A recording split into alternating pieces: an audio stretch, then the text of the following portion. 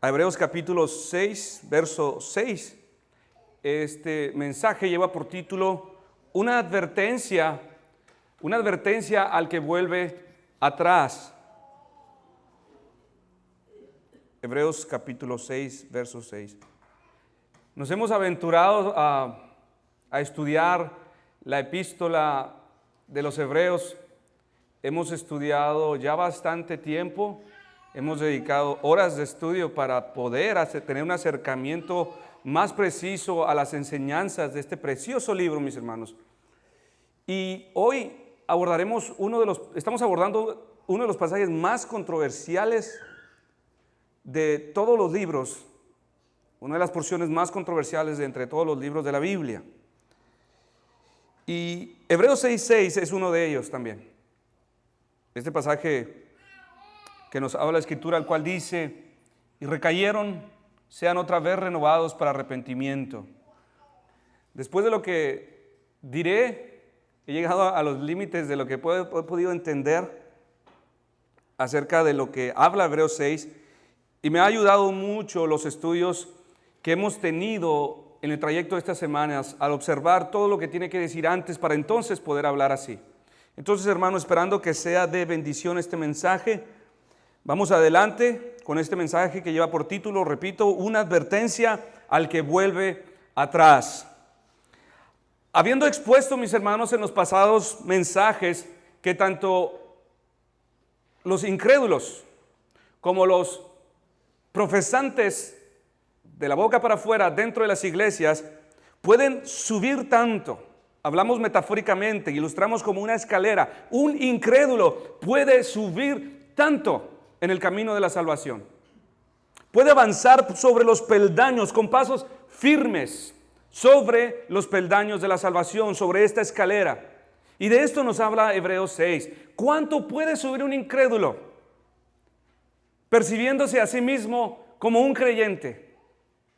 Pero después, habiéndonos hablado qué tanto los inconversos pueden ascender, en nuestro siguiente pasaje, verso 6, se nos declara qué tan bajo pueden caer.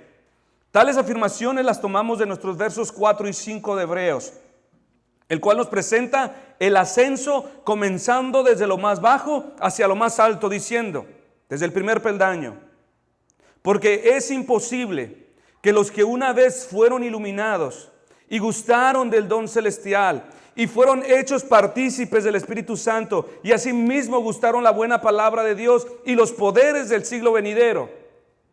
Y después nos comunica el repentino descenso.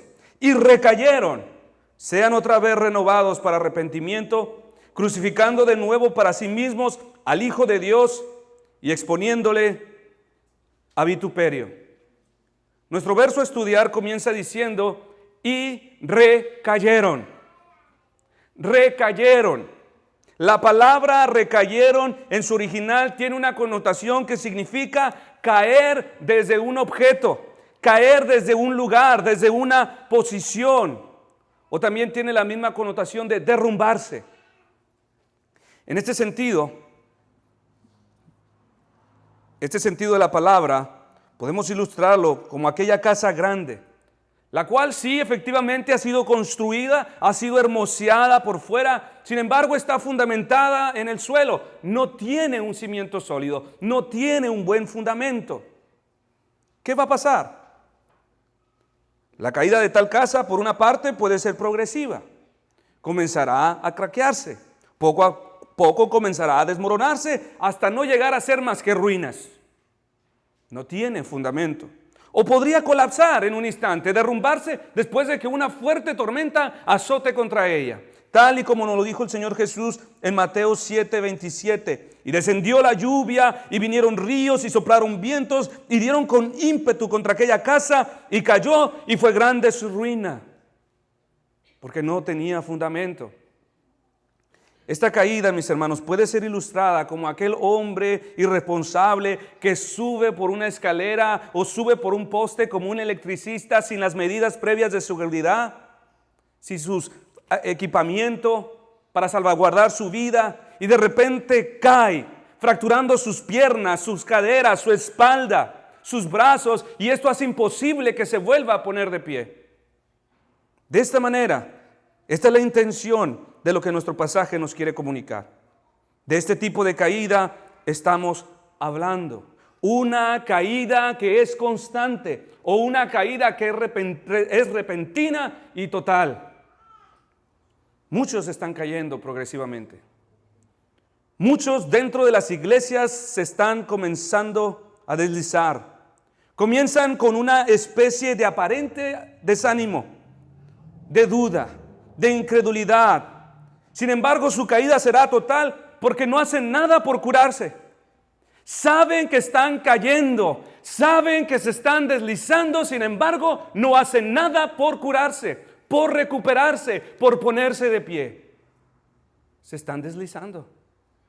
Esta es la palabra, este es el sentido de lo que la palabra expresa, recaer. Y así están cayendo. Así han comenzado a deslizarse y su estado no mejora. Ni mejorará. Oh, hermano, es que estoy desanimado. Es que he tenido problemas. Pero así siguen toda su vida. Cada vez empeoran. Es como una herida que no se cura, que simplemente se quiere tapar por fuera con una venda. ¿Y qué va a pasar con esa herida? Simplemente se va a pudrir. Va a empezar a producir pus, a emitir aromas no agradables. Así está el estado espiritual de estos hombres de quien nuestro pasaje habla. El corazón de estos hombres se endurece cada vez más y así continúa en decadencia hasta caer irreparablemente dentro del precipicio. Cada vez es más difícil. Se están deslizando y están cobrando velocidad. Cada vez es más difícil detenerlo. El recaer, mis hermanos, del que nos habla nuestro texto, evidentemente no está hablando de una caída temporal. No es caer de ciertos pecados, no es caer en ciertos pecados como todos los cristianos caen. Caemos de momento en pecados. Nos endurecemos, herimos nuestra conciencia. No es un caer de ciertas gracias o dones, donde los creyentes entristecen al Espíritu Santo y dañan sus virtudes salvíficas, pierden el gozo, pierden el sentido de comunión con el Señor. No estamos hablando de este tipo de caídas. No es aquel tipo de caídas donde los hijos de Dios se acarrean para sí los juicios temporales de la disciplina de Dios. No estamos hablando de estas caídas, porque de todas estas caídas el cristiano se levanta. De esta manera, mis hermanos, caen todos los verdaderos cristianos. De estas maneras caen. Pedro fue uno de ellos. ¿Recuerda que él negó a Cristo? Él, con una maldición, quiso poner la estampa, el sello de que él no era un seguidor de ellos. Sin embargo, él fue restaurado. Fue una terrible caída, mis hermanos, negar al Señor Jesucristo. Pero fue confirmado a los hermanos. Ahora, ¿fue la primera vez? No. En Gálatas 2 nos cuenta la Escritura que Pablo tuvo que reprender públicamente a Pedro porque éste tenía miedo a los hombres, especialmente a los de la circuncisión. Se comportaba como judío cuando ellos estaban, por miedo a ellos. Pero cuando estos se iban, entonces se comportaba como gentil. Pero el recaer del que estamos hablando, mis hermanos, es aquel tipo de caída que renuncia completamente a sus deberes para con Dios, tal y como la de aquellos levitas que no quisieron ofrecer más sacrificios a Jehová en Ezequiel 44. Ellos sabían que esto era un mandamiento de Dios y era un deber espiritual que Dios demandaba de ellos. Ellos lo sabían, se lo recordaron, lo leían. Sin embargo, no estaban dispuestos a obedecerlo. ¿Qué sabes tú que el Señor demanda de ti? ¿Qué sabes que está escrito que tú deberías de hacer? ¿Eres como estos hombres? Sí lo sé, pero no estoy dispuesto a obedecerlo. O como la de aquellos que blasfeman en contra de toda forma de piedad, en 1 Timoteo 1:20, de los cuales son Himeneo y Alejandro, a quienes entregué a Satanás para que no aprendan a blasfemar. Dijo Pablo, Quizás ahí en las redes sociales de Israel estaban compartiendo chistes de Jesucristo, haciendo humor, sátira de su obra, de sus palabras, y eran unos blasfemos delante de Dios. O la de aquellos que, habiendo conocido la verdad, prefieren escuchar las herejías de enlace, de falsos maestros, falsos profetas. Primera de Timoteo 4, 1, 2. Pero el Espíritu dice claramente que en los postreros días, estos postreros días, mis hermanos, no son los futuros. Se refiere a esta época de gracia, a la era después de Cristo.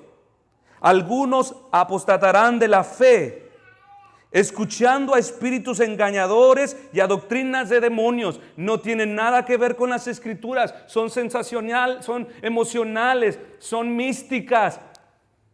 No están en las Escrituras. Por la hipocresía de mentirosos que, teniendo cauterizada la conciencia, prohibirán casarse y mandarán abstenerse de alimentos que Dios creó, para que con acción de gracias participemos de ellos los creyentes y los que han conocido la verdad. Es cosa muy común, mis hermanos, que los perseguidores más implacables y rapaces en contra del cristianismo son aquellos mismos quienes en sus inicios participaron de la congregación, participaron en una iglesia, caminaron como verdaderos creyentes. Estos son los que con mayor violencia e insistencia persiguen a los predicadores, persiguen a todos los que profesan fe, blasfeman en contra de Cristo. Allí tiene al expastor que se llama Joshua Harris. Este hombre se pronunció totalmente en contra del matrimonio igualitario, se pronunció totalmente en contra de las relaciones antes del matrimonio, habló en contra de la homosexualidad, de hecho escribió un libro. Pero ¿qué pasó después? Pasó un tiempo y ¡pum! La noticia. El pastor Joshua Harris estaba desfilando en el colectivo o en el lobby gay. Amor es amor, con una bandera y un arco iris, pidiendo disculpas a todos los homosexuales por haberles ofendido. Me retracto de lo que escribí. Y decía, ya no soy cristiano. Asimismo fueron muchos de los fariseos. Se exhibían públicamente como hombres de Dios, maestros de la verdad. Pero Jesucristo les dijo, ustedes son como sepulcros blanqueados. En Mateo 23, a él no lo podían engañar. De todos estos, mis hermanos, y de todos aquellos que están en esta misma condición, al principio del verso 4 nos dice, porque es imposible. ¿Qué es imposible? Que si recaen, sean otra vez renovados. Es como si dijera, en el contexto de versos 4 al 6, pues es imposible que se salven, ya que después de haber sido iluminados, de habérseles permitido gustar del don celestial, haberles concedido el privilegio de ser partícipes del Espíritu Santo y de gustar de la buena palabra de Dios, al punto de haber sido capaces de percibir los poderes, los dulces poderes del siglo venidero, decidieron volverse atrás. ¿Qué más queda? Estaban en su mejor oportunidad para arrepentirse. Tenían todo lo que necesitaban. Fueron tan favorecidos con toda clase de evidencia, don, palabra. Fueron bendecidos con el privilegio de tener el evangelio en sus oídos. Qué mejor. Pero estos retrocedieron. Eso fue lo más absurdo y fatal de estas personas. Las mejores condiciones para confiar en Cristo les fueron concedidas y estos no las aprovecharon, no las honraron.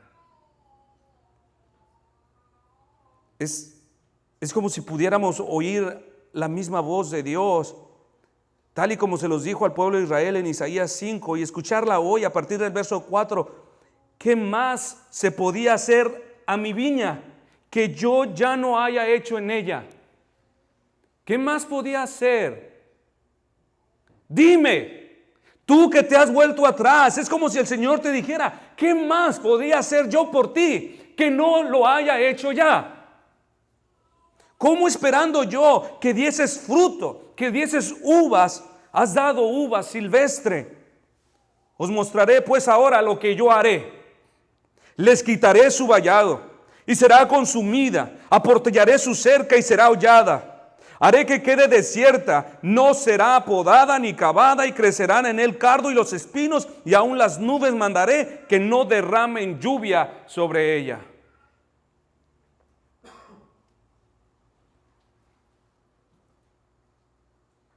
Dios les había dado tanto. Dios te ha dado tanto. ¿Qué más quieres? ¿Qué más podría hacer por ti? Si se alejaban de tan enormes privilegios, si te alejas de tan enorme privilegio, mis hermanos, mi hermana, lo harás por una sola razón: un corazón malvado, un corazón lleno de incredulidad. No hay más respuesta a tu desvío. No hay más respuesta, no hay otra razón por la cual no obedeces. No hay otra razón por la cual vuelvas atrás. Este pecado que estamos describiendo es el pecado imperdonable, mis hermanos, de lo que nos habla nuestro Señor en Marcos capítulo 3, en el verso 28. De cierto os digo que todos los pecados serán perdonados a los hijos de los hombres, y las blasfemias, cualquiera que sean. Todas estas cosas yo las perdonaré, pero cualquiera que blasfeme contra el Espíritu Santo no tiene jamás perdón, sino que es reo de juicio eterno. Y es precisamente, mis hermanos, esta clase de pecado por lo que el perdón es imposible. Desde este lado de la eternidad, desde esta esfera de lo terrenal, mis hermanos, antes de que los hombres puedan llegar a ser realmente salvos, se tiene que conceder de parte de Dios cierto grado de entendimiento acerca del Evangelio, algo de iluminación. Les tiene que conceder una degustación de la buena palabra de Dios para que entonces los hombres deseen comer. Mas estos no quisieron más. Dios a todos estos les concedió algo de su gracia común. ¿Qué les dio? Lo hemos enseñado ya durante estas semanas. Les dio iluminación, les dio dones, les permitió participar de su espíritu, les dio una degustación del Evangelio y de su reino venidero. ¿Para qué? Para que sus mentes entendieran, para que conocieran la verdad, para que sus corazones fueran humillados y renunciaran a cualquier forma de esfuerzo personal por salvarse a sí mismos. En sencillas palabras, para que se prepararan y se dispusieran a buscar una mejor gracia de parte de Dios. Pero estos no la desearon, no la buscaron, no trabajaron en ello. ¿Qué más podría hacer? Esto es blasfemar en contra del Espíritu Santo. Toda su obra estuvo delante de sus ojos. Rechazaron la única forma en que Dios habrá de salvar a los hombres. No existe otra forma. Ahora, mis hermanos, no pinte un cuadro mental donde inicialmente percibe a todos estos hombres airados contra la iglesia, enfurecidos contra Cristo. No, estos hombres y mujeres recibieron el Evangelio, se congregaron e hicieron grandes cambios en sus vidas, dieron gracias a Dios. Hemos dedicado 5 sermones para tratar de mostrar todo este progreso en las semanas pasadas. Estos progresaron tanto, hicieron tanto sin llegar a ser realmente verdaderos creyentes. De estos de los que hemos hablado están en la congregación, están reunidos en las iglesias alrededor del mundo. Estos cambios, esta alteración, esta gracia que ellos experimentaron, nuestro texto le llama renovación. Y recayeron, sean otra vez renovados. Todo lo que les ha sido concedido a estos hombres, la iluminación, la participación del Espíritu Santo, la degustación de la buena palabra de Dios, la degustación de los poderes del siglo venidero, el don de la salvación, todo esto es lo que está hablándose de la renovación que recibieron. Esto es crucial para lograr entender nuestro pasaje, mis hermanos. Sean otra vez renovados. Por renovación, ojo, nuestro texto no se refiere a la regeneración de los verdaderos creyentes. Se refiere a esa alteración, a ese cambio, a esa mejora que procede solo del Espíritu Santo para el beneficio de los hombres. En Tito 3:5 dice claramente: nos salvó no por obras de justicia que nosotros hubiéramos hecho, sino por su misericordia, por el lavamiento de la regeneración, es una cosa, y por la renovación en el Espíritu Santo es otra. A esto se les concedió un cambio de mente, un cambio de pensamiento. Se les concedió entender, aún participar de dones, degustar cómo será el reino venidero. Déjeme explicarle con mayor detalle, mis hermanos, porque es crucial de lo que estamos hablando. Lo que nuestro pasaje nos quiere enseñar es que el hombre, después de la caída, cayó en un estado de miseria y muerte espiritual que lo inhabilitó de poder. No puede ahora buscar voluntariamente a Dios. Cualquier acercamiento personal del hombre por el Señor o las cosas espirituales tiene que proceder del Espíritu Santo. Tiene que proceder de la obra de Dios. Romanos 3:11. No hay quien entienda. Si alguno tiene entendimiento, tiene que proceder de Dios. No hay quien busque a Dios. Si alguno busca a Dios, tiene que proceder de Dios. Por lo tanto, si existe alguna mejora, algún progreso hacia lo espiritual, necesariamente tiene que proceder del Padre de las luces. Tiene que proceder de la operación renovadora del Espíritu Santo sobre la mente de los hombres. No puede nacer en el hombre, no puede ser alcanzada en sus propias fuerzas, no puede ser buscada por ellos mismos. Esta renovación, mis hermanos, de la que nos habla nuestro texto, es una misericordiosa operación de parte de Dios para mejorar, para alterar el estado del hombre caído. Su intención es que al concederles tal gracia, ellos puedan ser preparados por la misma gracia que procede de Dios para una mejor gracia. Todo lo que puedes tener sin llegar a ser realmente salvo, mis hermanos, es lo que estamos hablando. Oh, yo sé que Jesús es el Hijo de Dios. Estoy seguro que hay un reino. Yo estoy seguro que hay un Dios. Esto tiene que proceder del Espíritu Santo. Tiene que proceder de Dios, del Padre de las luces, de donde toda buena dádiva procede a los hombres. Por ejemplo, estoy diciendo que todo esto el Señor le ha sido dado a los hombres para que ellos se preparen, para que ellos busquen una mejor gracia. Por ejemplo, a los hombres ser convencidos por gracia de la verdad, se les puede conceder. Se les puede conceder que ellos sean convencidos de la verdad, pero deben de buscar una mejor gracia. Y la palabra nos dice, no sean solo oidores, sino hacedores de la verdad. Una gran diferencia. Podemos ser oidores de la palabra, buenos entendedores. Sin embargo, dice, esto no es todo lo que requieres. Se requiere una mejor gracia, hacedores de la palabra. Podemos ser por la gracia, ser convencidos de nuestra condenación. Y entonces procuremos hacer algo para salvarnos a nosotros mismos. Se requiere una mejor gracia, confiar de todo corazón en Cristo. Se nos puede permitir degustar los poderes del reino venidero. O sea, tener una percepción de la gloria venidera, de la paz, de la felicidad, de cómo sería ese lugar sin enfermedad, sin muerte, sin sufrimiento, sin carencias, sin tristeza. Puede concedértelo el Espíritu Santo. Sin embargo, mis hermanos, se requiere una mejor gracia para que al contemplar esto también a la misma vez contemples el mundo y sus placeres como basura. Tú podrías añorar el cielo y aún percibir su dulce aroma, mientras a la vez amas el mundo. Se requiere de una mejor gracia, mis hermanos, para confiar en Dios. Podrías confiar en los atributos de Dios. Podrías confiar en su buena voluntad, en su bondad, en su misericordia. ¿Sabe que eso es lo que todos los hombres hacen? En eso fundamentan su salvación. Tanto el incrédulo que escucha la palabra como el incrédulo que jamás la escucha. Usted pregúntele a cualquiera allá afuera, ¿sabes que irás al cielo? ¿Por qué? Es que Dios es tan bueno, es que Dios es amoroso, es que es un Dios de misericordia. ¿Sabes quién se lo predicó? La creación. Es una revelación natural, no se la puede dar. Yo a mí me sorprende cuando algunas personas que jamás se pararon en la iglesia, hicieron una oración en su vida, se encomendaron a Dios y el mundo cree que es salvo.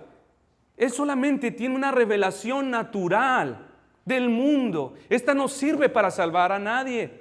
Se requiere de una salvación especial. Se requiere de que el Espíritu Santo confirme a nuestros corazones de que son hijos. Esto es totalmente diferente. Todos creen que Dios les ama. Todos creen que Dios es bueno, es una verdad. Sin embargo, en eso no se fundamenta la salvación. Se fundamenta en que la promesa de salvación, el Espíritu Santo, se lo ha confirmado individualmente al corazón del hombre. Lo demás, revelación general. Dios es bueno, Dios es amoroso, me tiene que salvar. Revelación general, no sirve para salvar, solamente deja al hombre sin excusa. Muchos al leer esta porción de las Escrituras y recayeron, sean otra vez renovados, entienden que estos una vez fueron salvos y al perder su salvación ya no pueden recuperarla. No estamos hablando de salvación. No es de lo que habla nuestro texto. La palabra usa esta misma palabra, renovación, tanto para incrédulos como para creyentes, porque esta operación procede de una misma persona, el Espíritu Santo. Sin embargo, como hemos dicho, no estamos hablando del nuevo nacimiento, sino de una virtud que por gracia coloca al pecador en una mejor posición para reconocer todo a cuanto de Dios se refiere, para conocer sus juicios, para percibir su santidad, su ira, su misericordia, y entonces pueda descubrir su estado desesperado delante de Dios y corra a Cristo por salvación. Su mente ha sido renovada para que despierte a la realidad. ¿Qué quieres? ¿Seguir confiando en tus caminos o puedes contemplar al Salvador? Elige. Ahora, usando el contexto inmediato de Hebreos 4 y 5, procederé a explicar con algunas citas cómo estas gracias comunes, mis hermanos, esta renovación sobre los hombres les son dadas con la intención de que estos no se pierdan al procurar una mejor gracia. Que pasarán de tener solo una profesión a tener una verdadera posesión. Muchos se quedan en el intento, en tener solo una profesión de fe, pero no poseen fe verdadera. Para esto mencionaré el estado natural del hombre, primero. Después podemos ver la alteración favorable de la renovación en la mente de todos estos que estamos hablando. Y con algunas pruebas bíblicas demostraremos que los que se apartan de la fe lo hacen porque no avanzaron más de lo que por gracia les fue concedido hacer. Por ejemplo, primero, los hombres en su estado caído están en tinieblas, no tienen conocimiento, no tienen entendimiento de Dios. Más por la misericordiosa renovación del mismo Espíritu es que algunos fueron, ¿qué? Iluminados. O sea, su estado original es alterado, es mejorado, es renovado. ¿Para qué? Para que se preparen para una mejor gracia. Cristo habló de aquellos que habiendo recibido esta gracia de renovación, no se prepararon. En Lucas 12:47, aquel siervo que conociendo la voluntad del Señor, aquel siervo que fue iluminado, no se preparó, ni hizo conforme a su voluntad, recibirá muchos azotes. Estos se quedaron en el intento, no avanzaron más. También dijo de los fariseos, hagan lo que ellos dicen, pero no lo que ellos hacen, en Mateo 23:3. Estos que eran solamente oidores de la buena palabra, sin embargo su comportamiento y su conducta era reprobada delante de Dios, sus pensamientos, sus motivaciones, sus deseos. Sí, ellos habían tenido entendimiento, ellos sabían las respuestas, eran muy sabios. El Señor Jesucristo, si fuera estado parado aquí, nos diría, sí, escuchen a estos maestros, todo lo que ellos dicen es verdad, están bien iluminados, sin embargo no hagan lo que ellos hacen. Se quedaron en el intento. Pablo reprendió a estos tipos de maestros que fueron iluminados en Romanos 2:17. He aquí tú tienes el sobrenombre de judío y te apoyas en la ley y te glorías a Dios y conoces su voluntad e instruido por la ley apruebas lo mejor. Más adelante le dijo a este mismo, tú pues que enseñas a otro, ¿no te enseñas a ti mismo? Tú que predicas que no se ha de hurtar, hurtas. Tú que dices que no se ha de adulterar, adulteras. Tú que abominas de los ídolos, cometes sacrilegio. Tú que te jactas de la ley, con infracción de la ley deshonras a Dios. Porque como está escrito, el nombre de Dios es blasfemado entre los gentiles por causa de vosotros. Estos hombres bien iluminados, o sea, en su estado natural estaban perdidos, en tinieblas, sin entendimiento. Viene la iluminación a ellos, se convierten en maestros. Sin embargo, ahí se quedaron reprobados. Los hombres en su estado caído permanecen en un estado de condenación, privados de toda vida espiritual. Mas es por el mero afecto de la voluntad de Dios, que el Señor no ha encubierto a los hombres su salvación, sino que el Señor se las ha revelado, ha dejado que ésta sea publicada por todo el mundo, a lo que Él llama el don celestial. ¿Para qué? Para que estos, al tener una degustación de ella, sean estimulados a pedirla a aquel que se las puede dar. Recuerda a la mujer samaritana en Juan 4. Jesús le estaba dando una degustación de la salvación a aquella mujer en el pozo de Jacob, diciéndole allí en el pozo: si conocieras, si te fuera revelado el don de Dios, y quién es el que te dice dame de beber, tú le pedirías y Él te daría agua viva. Jesús estaba hablando del don de la salvación, del agua viva que lleva a la vida eterna. Los hombres en su estado caído permanecen separados de la presencia favorable de Dios en sus vidas. Por eso no pueden más que errar en todo lo que hagan. Cuando Moisés lidiaba con los corazones del pueblo hebreo, ¿lo recuerda? Allá estos hombres necios, endurecidos. Esto le llevó a decir en Números 11:29: ojalá y Jehová pusiera su espíritu en todo el pueblo. Entonces entenderían, entonces no serían tan necios. Así que Dios, con el deseo de mejorar el estado miserable del hombre, Dios concede que ciertas influencias, ciertos dones y poderes de su espíritu permanezcan en las vidas, mentes y corazones de los hombres caídos. ¿Para qué? Para que estos, al participar del Espíritu Santo, puedan ser motivados a rendirse al Señor y a someterse a su señorío. Pero a pesar de esta operación favorable de renovación del Espíritu en ellos, Esteban dijo en Hechos 7:51: duros de incerviz e incircuncisos de corazón y de oídos, vosotros resistís siempre al Espíritu Santo, como vuestros padres, así también vosotros. La mejor condición, tan favorecidos, tan bendecidos con esto, ellos le resistían. De Saúl se dice en 1 Samuel 10:1 que fue ungido con el Espíritu Santo para gobernar sabiamente. En el verso 9, que Dios cambió su corazón, le dio una renovación de corazón. En el verso 10 nos dice que el Espíritu vino con poder con él y sobre él, y profetizó. Saúl entre los profetas fue ungido, fue cambiado su corazón, recibió dones y profetizó. Y de hecho, no me malinterprete, cuando la palabra habla de que mudó su corazón o cambió su corazón, dice le está dando otra forma de pensar. No habla de un nuevo nacimiento, ni habla de que regeneró su corazón. Simplemente le dio una nueva mentalidad. Jesús igualmente. Entonces vemos aquí pues que fue ungido, fue cambiado, recibió dones. Pero a pesar de todo este privilegio renovador del Espíritu Santo sobre su vida, ¿qué? Saúl no honró este privilegio, no fue un buen gobernante. A pesar de haber recibido un cambio de corazón capaz de discernir todo su pecado, jamás deseó un nuevo corazón. Sabía que estaba mal, entendía la voluntad de Dios, no lo deseó. A pesar de que profetizó por el poder del Espíritu Santo dentro de él, jamás fue santificado. Jamás participó de la verdadera obra del Espíritu Santo: purificar, santificar a los hombres. Podría tener aquí usted un profeta ungido hablando de cosas celestiales y diría: wow, el Espíritu Santo de él está en él. El Espíritu Santo está en él. Sabemos que el Espíritu Santo está, sí, pero no en todos mora, no en todos vive, no en todos hace su casa. Donde Él hace su casa, Él la hermosea, Él la adorna, Él la purifica, Él la santifica.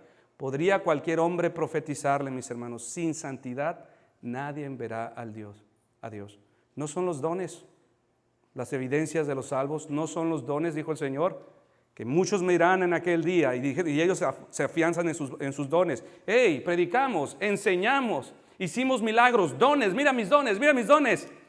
Yo les di mis dones, participaron de mi Espíritu Santo. Sin embargo, ¿no leíste Hebreos 6? que todos estos se perdieron, mas por los frutos los conocerán. Apártense de mí, hacedores de maldad. Es por los frutos.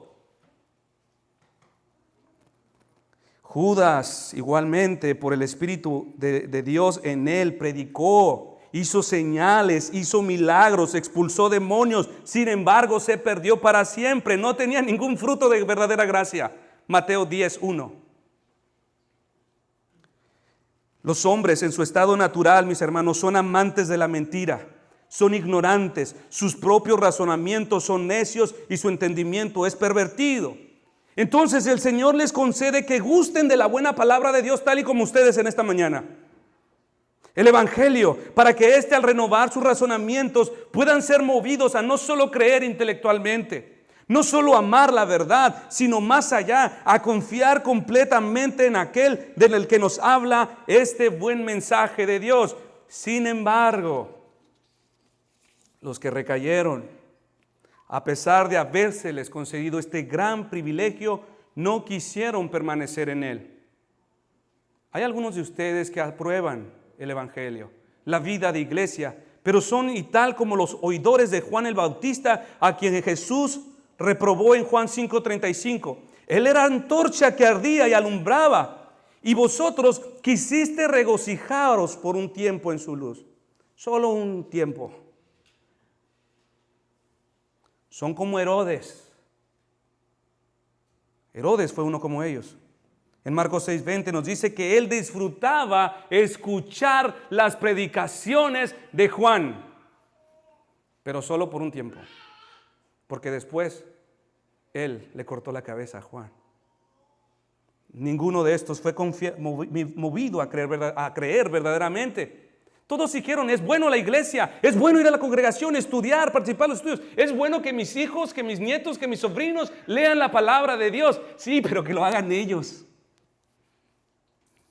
Yo solamente un poquito, solamente una degustación dulce de la palabra, y es todo lo que necesito.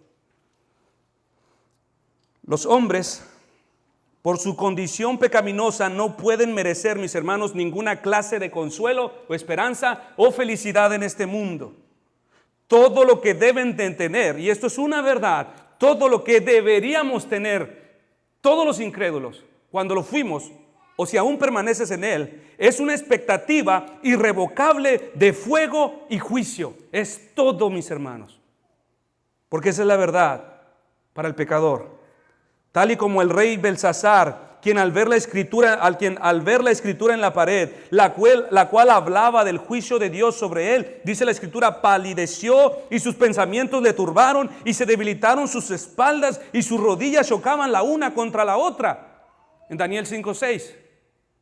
Sin embargo, el Señor sabe que estos no vendrán aun cuando sean atormentados. ¿Y qué es lo que hace?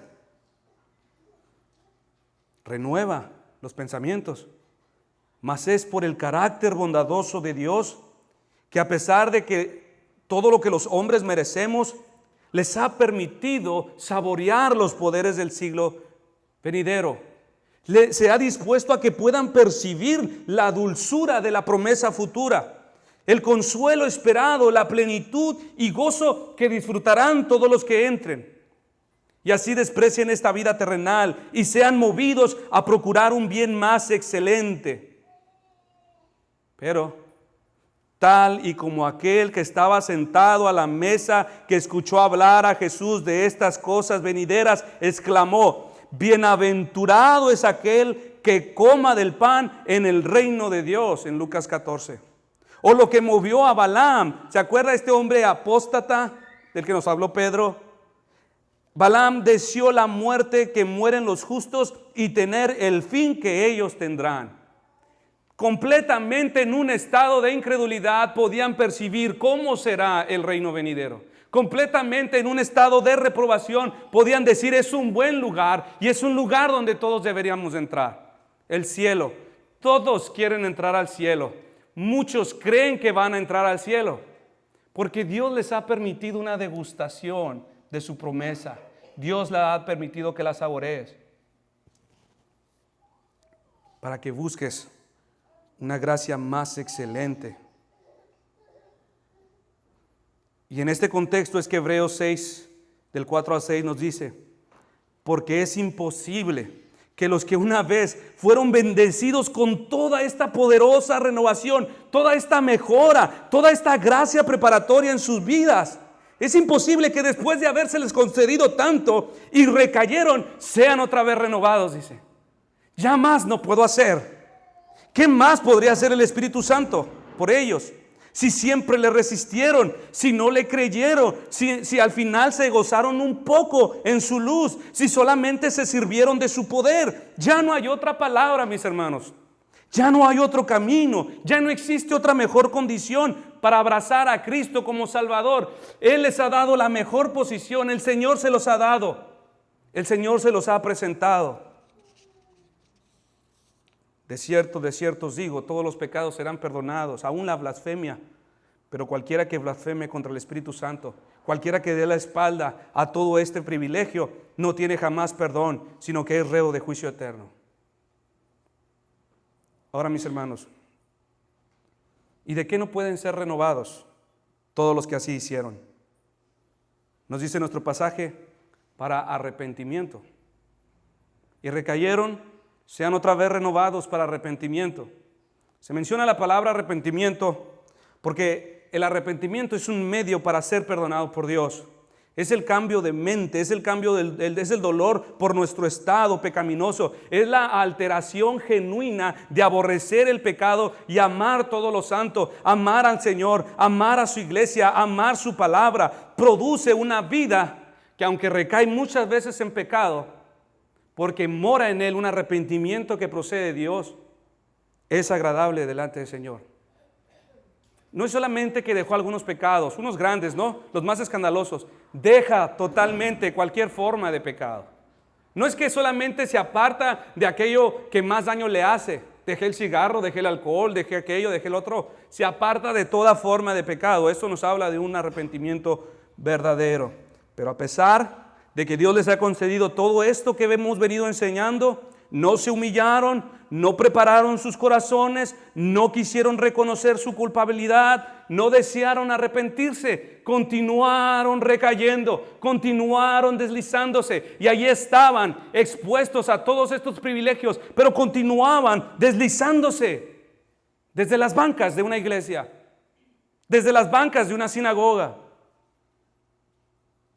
Mis hermanos, esto quiero dejar muy en claro, no es una ayuda del Espíritu Santo, donde después de que el Espíritu Santo obra, ahora te toca a ti contribuir en tu salvación. No estoy hablando de eso. Lo que estoy tratando de expresar es como aquel tronco cortado que usé hace tiempo para ilustrar esta verdad. Es que todos somos como troncos cortados y al exponernos a todos estos privilegios necesitamos prepararnos. ¿Qué? Es secar nuestra condición, humillarnos, arrodillarnos, negarnos a nosotros mismos. Estamos secándonos para que si en un momento al Señor le place concedernos por la flama de su Espíritu encendernos, que así sea. Nosotros no contribuimos a nuestra salvación. Lo único que podemos hacer es humillarnos, es quebrantarnos, es mortificar, es apartarnos. Es como si estábamos secándonos para esperar en el Señor una mejor gracia.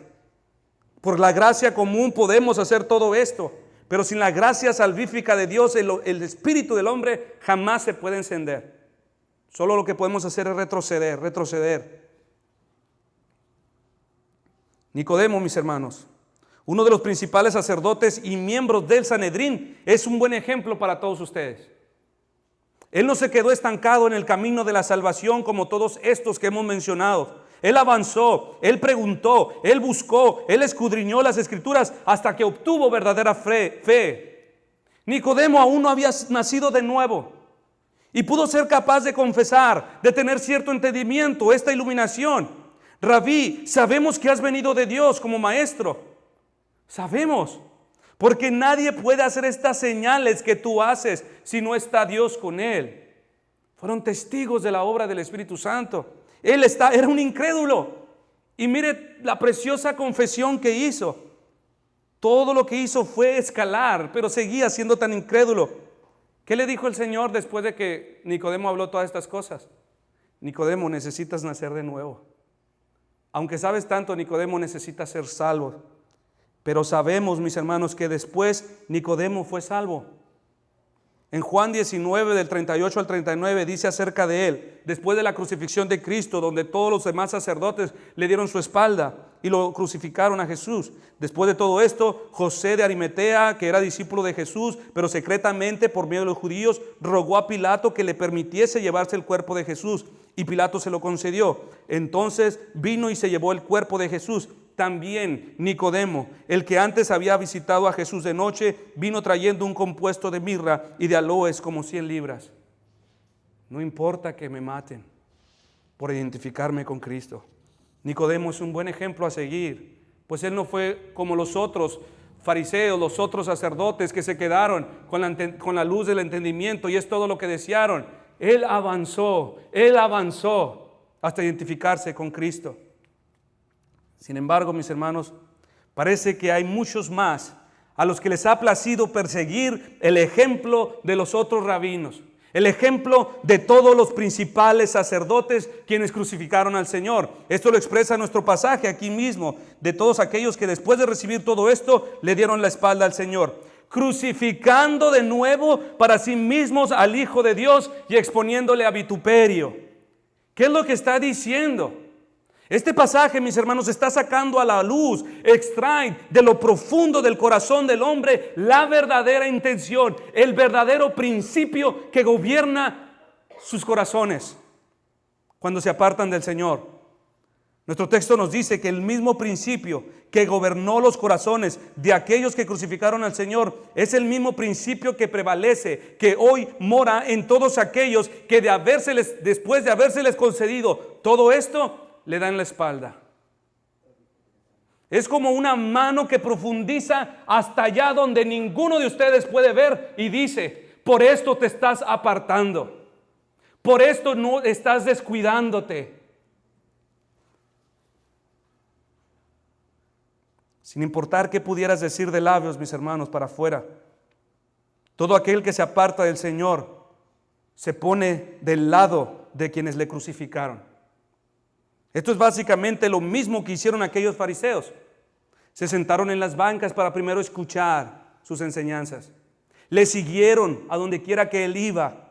Lo evaluaron, tomaron cada prueba, compararon, vieron el mundo, lo vieron a él, lo volvieron a escuchar, le hicieron preguntas, trataron de ponerle trampas.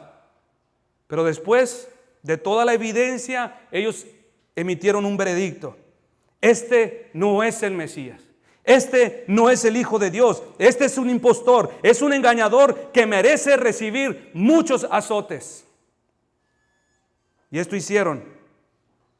Aún le vieron con su sangre escurriendo por su cuerpo mutilado. Cuando Pilato lo tomó al pretorio y lo azotó fuertemente. Pilato les dijo, ahí está, tienen a su judío. Pero ellos no se quedaron satisfechos con ello. Ellos ahora gritaron, crucifíquenle.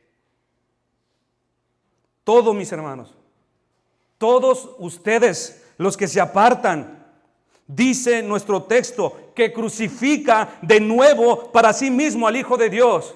Has puesto al Hijo de Dios en una balanza, lo has pesado con la riqueza, lo has pesado con la belleza, con la energía, con lo que el mundo te puede dar, y no has tenido el mundo por basura. Le has dado el peso, has dado la espalda, y dice el Espíritu Santo por medio de su palabra que lo más profundo de tu corazón, lo que te está gobernando, es el mismo principio que estuvo en estos hombres que crucificaron para sí a Jesús. Está tratando de comunicar el grado de la maldad de la que tú ni siquiera sabes que te gobierna. Todo aquel que se aparta, todo aquel que ha sido favorecido con toda clase de privilegio y pruebas para amarle, para confiar en él, pero que aún así le da la espalda, solamente nos habla de un corazón malvado. Y aunque te parezca increíble, si a alguno de ustedes les fuese concedido ver con sus ojos a Jesús entronado en la máxima expresión de su gloria y de su santidad, si te fuese posible, tenlo por seguro que en ti no se despertaría asombro, ni amor, ni devoción, ni adoración, ni deseos de cantar. ¿Sabes qué se despertaría? En un instante se revelaría tu corazón ante la máxima muestra de esplendor de santidad y justicia de Cristo. Se despertaría en ti la maldad que ha gobernado desde siempre. Desearías tomarlo del trono, y si tuvieras la fuerza lo arrancarías de su trono, lo bajarías a esta tierra, lo llevarías a que sea juzgado nuevamente y gritarías nuevamente: crucifíquenle.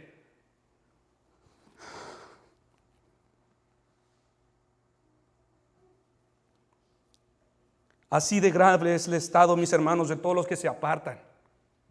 Así de grave es la maldad de todos ustedes que han escuchado el Evangelio y que aún no aman al Señor como debería ser amado, servido, adorado. Solo se saciarán con golpearlo, con escupirle otra vez, con abofetearlo, con descargar su ira. No encontrarían placer aún en esto, porque dice la palabra, aún le expondrían a vituperio. ¿Sabes qué diría? Después de azotarle, después de crucificarle, harían espectáculo de su cuerpo, harían chiste de su desgracia, tal y como hicieron aquellos dentro del pretorio que pusieron una espina, una corona de espinas, un manto púrpura, una vara, y dijeron: aquí está tu cetro, oh rey. Y se burlaron, hicieron reverencia de él. Lo sacaron al lugar de ejecución y así se lo llevaron. Y hicieron chiste y se burlaron de él. Continuaron riéndose de él, del Salvador, para hacer espectáculo, para hacer un show para los hombres. Lo clavaron en medio de dos ladrones. Dijo: tengo sed, y le dieron vinagre. Lo expusieron a las más grandes vergüenzas, vergüenza que ni yo he sido expuesta. Y pusieron un precioso letrero, sí, con un corazón sarcástico: Jesús el Nazareno, Rey de los judíos. Así son todos ustedes que desprecian el Evangelio. Así son todos aquellos que no le obedecen, mis hermanos. Cuando alguien ha oído el Evangelio y se aleja, hace exactamente lo que estos judíos hicieron. Aunque nunca tomes el martillo, aunque nunca tomes los clavos, aunque nunca pongas la corona de espinas sobre su cabeza, ni des un cetro para burlarte de él, lo que estás diciendo: estoy de acuerdo con la crucifixión, yo también, tengan mi voto, yo gritaré: crucifíquenle. Te has puesto del lado de Judas. Te has puesto del lado de Saúl, te has puesto del lado de Balaam, de Faraón, de Pilato y de aquella multitud que gritó embravecida contra el Hijo de Dios. Si esto pasa, mis hermanos, contigo después de haber recibido tanta luz, solamente hay una respuesta: has apostatado de la fe. La salvación está fuera de tu alcance. Has rechazado a Jesucristo a plena luz y no hay poder que pueda salvarte. No lo hay. A estos el Señor les dijo: porque mejor les hubiera sido no haber conocido el camino de la justicia, que después de haberlo conocido, volverse atrás del santo mandamiento que les fue dado.